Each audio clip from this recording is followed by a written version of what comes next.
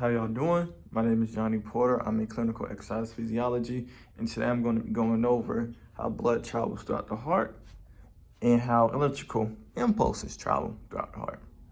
All right, so we're going to begin in the superior vena cava, the pulmonary veins in the inferior vena cava.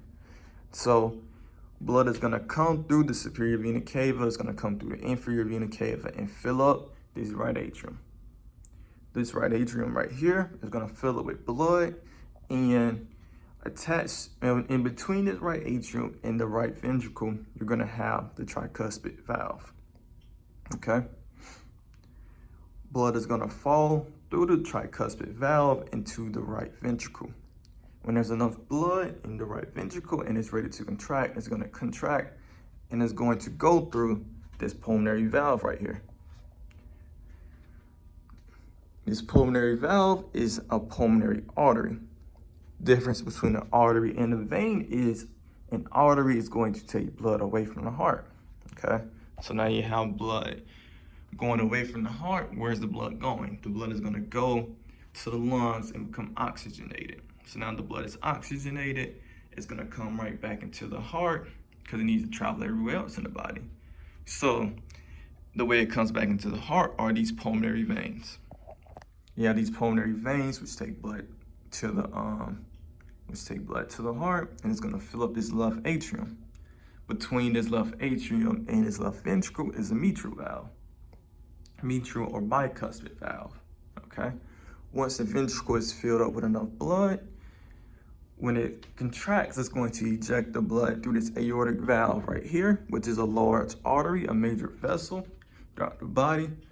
And it's going to, the aorta is going to break off into a bunch of other arteries, which are going to take the oxygenated blood to your muscles, wherever the oxygen is needed most. Okay. Next, you have this electrical conduct map of the of just how electrical impulses happen throughout the heart, and we're going to begin in this SA node actually. This SA node is known as pacemaker, okay? This SA node is gonna break off and extend from the right atrium to the left atrium, right over here. Because this extension is gonna be known as the Bachmann's bundle. All right. Next, you have the AV node. The AV node is known to slow down the contraction of the heart.